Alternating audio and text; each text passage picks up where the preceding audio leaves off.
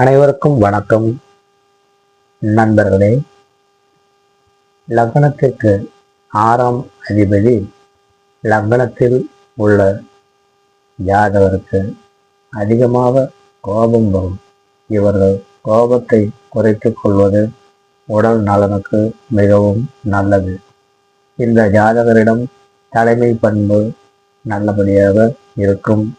இவர்கள் உத்தியோகத்திற்கு செல்லுவது நல்லது. இவருக்கு கடன் இருக்கும். நல்ல ஆரோக்கியமான உடல் அமைப்பு இருக்கும்.